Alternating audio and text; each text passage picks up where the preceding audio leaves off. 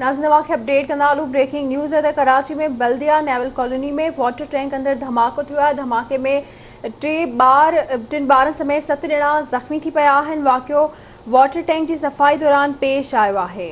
बिल्कुल नाज़रीन, अहम ख़बर अवां ताईं पहुचाई पिया। पोरियत बैटरी अंदर खणी वञी सफ़ाई जो कम कर रहा हुआ त ज़ोरदार धमाको थियो आहे। ज़ख़्मियुनि खे अस्पताल मुंतकिल किया वियो आहे।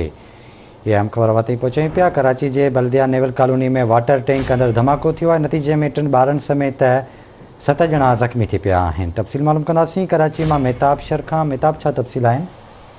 जी बिल्कुल निशाद, तव्हांखे ॿुधाईंदुसि कराची के बल्दिया नेवल कॉलोनी में वाटर टैंकर अंदर एक धमाको 3 ॿारनि समेत 7 ॼणा ज़ख़्मी थी पिया।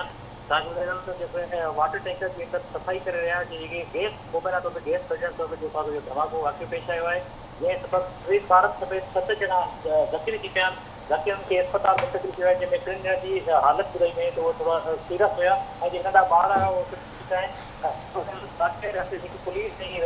पहुची पुलिस जो चवण आहे त वाक़ई जी जांच। वॾी महिरबानी अवां जी मेहताब अपडेट करण लाइ।